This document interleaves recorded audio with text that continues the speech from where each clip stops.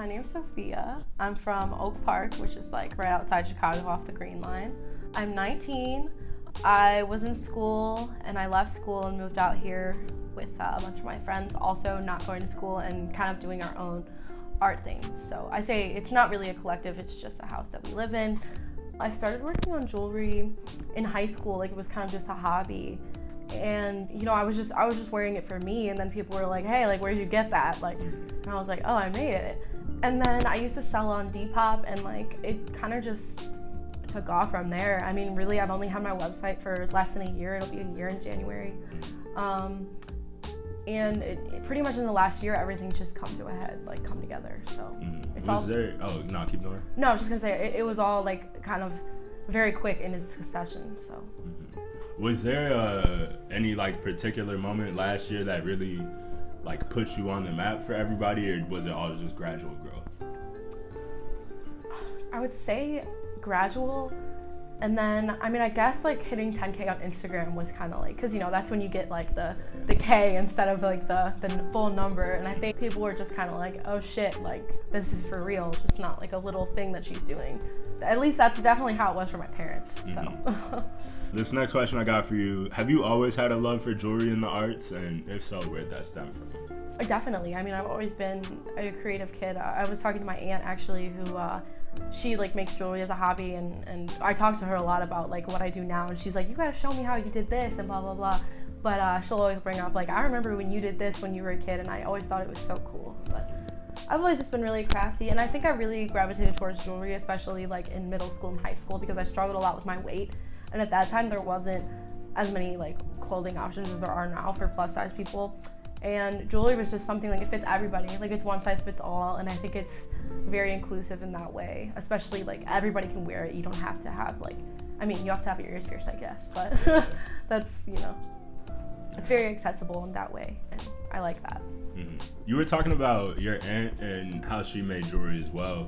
Would you say that y'all kind of bounced ideas off of each other when it came to making pieces, both of you guys, or would you kind of just say you took a little bit of inspiration from her and ran with that? Honestly, I couldn't even tell you, like that it didn't even cross my mind, honestly, until she started bringing it up to me, because it was just something I did when I was really little with her. But she just like, she would send me pieces for Christmas and stuff, and I always thought it was cool. But no, honestly, I think jewelry was not the initial direction I thought I was going in at all for life. I mean, I knew I wanted to do something creative, but I was actually in school for like journalism too, as well before, but yeah. Okay. This next question I got for you, what is the story behind your favorite piece that you made? If you have a favorite piece. I don't know. That's a hard question. I guess I really like tattoos, and like obviously I have tattoos, and so the tattoo heart necklace was something that I really like. I think it's cool because it's the idea of a tattoo. It's like, you know, tramp stamp 2000s, like, and it just very much represents like me in like a single piece of jewelry. And I think that's kind of not necessarily what I try to do in every piece, but with a lot of my originals, I just feel like people see that and they're like, oh, that's so Sophia. People who know me well. How would you say the pieces represent you? Is there just a particular section of your personality that really the pieces embody, or yourself overall? I guess like overall, or just like it looks like something that people who know, like what I would wear, like, you know, especially people I went to high school with, I think that they see it and they're like, oh my god, like yeah, she dresses like like that looks like something, you know, she would make and she would wear.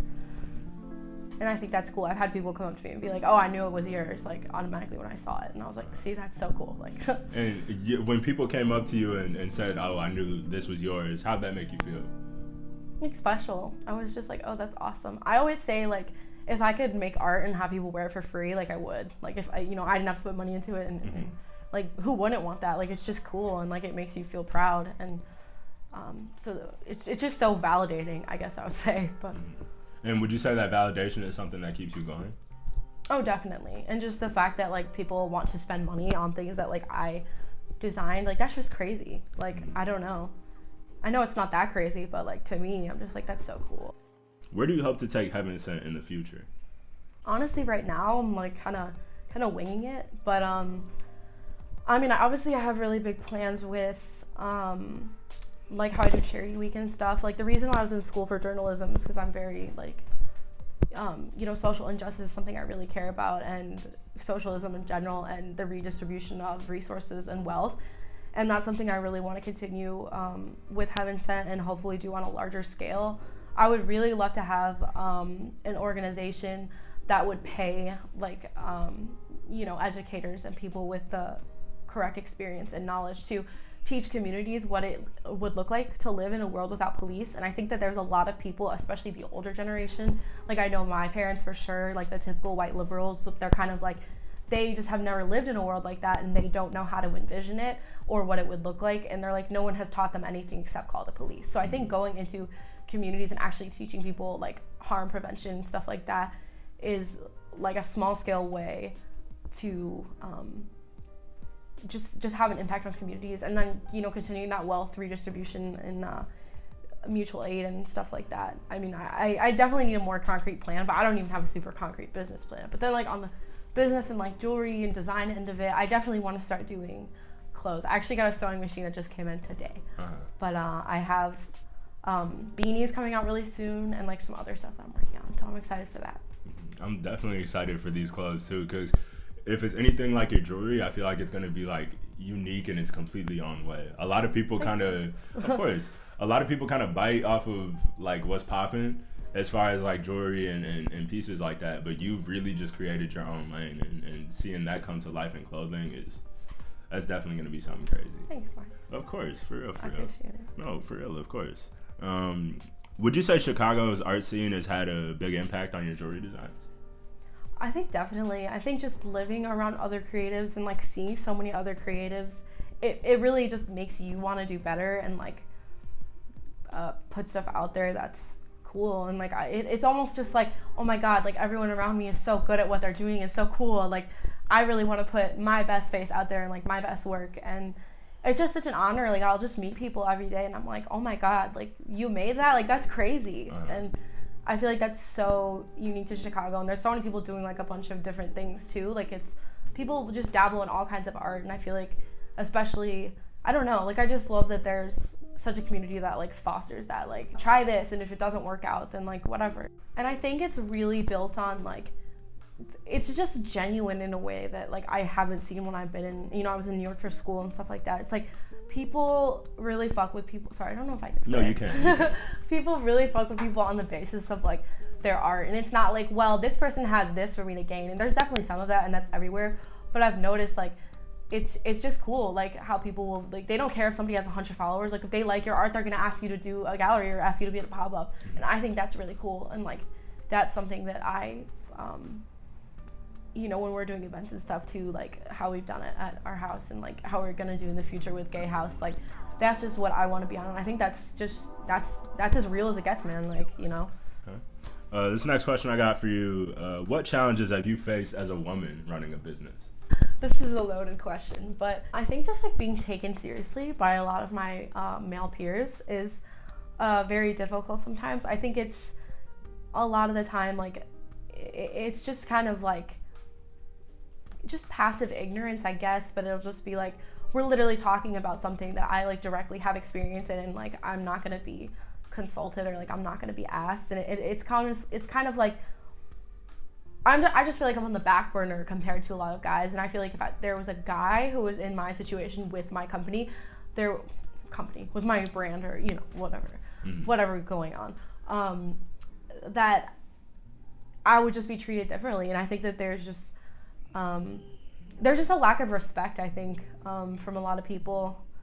And I mean, it's just, it kind of is what it is. Like I know that I'm taken seriously by the right people, and it's just like, well, you've shown your colors, and we're just not going to work together again. That it is what it is, like, but. Do you feel like because of that feeling of being put on the back burner, you kind of have to put an extra foot forward as far as making sure that you're heard when the room is full of men? Definitely, but I'm kind of at the point where I'm also like, I have an audience, like I have people who listen to me, and I'm not going to open my mouth. If you don't want to hear my wisdom, then you're not going to ask me, like I'm just not going to tell you, like figure it out on your own, because it's like the right people are going to listen, the right people want to hear what I have to say and value what I have to say. It's just like, good luck, man. Like I love that. This next question I got for you. If you had to describe Chicago's art scene in 3 words, what would they be? Ambitious, diverse, and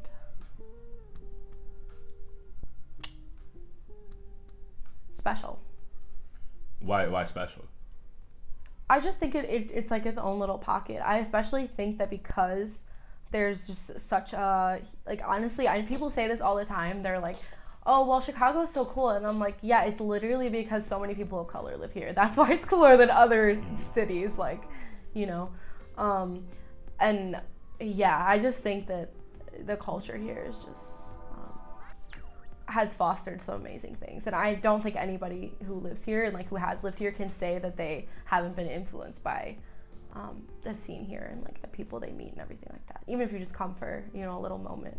Yeah, I've even had some influences from the scene. And I mean, I try to show my face in the city as much as possible, but I'm not here as much as I would like. And even when I am here, it's just like the diversity of people, seeing how people present themselves and seeing like the creativeness behind all that. It puts me in a mode that I'm like, dang, like I gotta get like that. No, yeah, literally. And I think that in a lot of places you'll find people that look the same who hang out. But here it's like you'll see like it's just friend groups and everybody has their own thing going on. Mm-hmm. And that's just another like thing that goes to say that people are really friends with people like for substance, I think, a lot of the time, which is cool. And everybody has their own art and you're not trying to be anybody, you're not trying to fit into a mold, like, and I think that's cool. I think it's really cool. That is definitely like one of the coolest things about the city. On that same tip, what does Chicago mean to you? I mean, I guess it's kind of cliche to say my home, and in some ways it is, and in some ways it definitely isn't. But Chicago is definitely a cultural melting pot, and I think that that's really awesome. Like, I think it's also, I said this before, like, I think because segregation runs so deep, like, especially in the way Chicago was built, like, with redlining and stuff like that, I think people try that much harder to break down those walls, and I think you can see that. Obviously, there's still a ton of issues, but I think the community really tries to go the extra mile, and that's necessary, and I think that's really awesome. And like just the type of people that I've met in Chicago, like I've left and gone to school and I'm just like, everyone here is just like, why? Like, why is everyone like that? Yeah, like, I was talking to like, Connor about it on the drive here.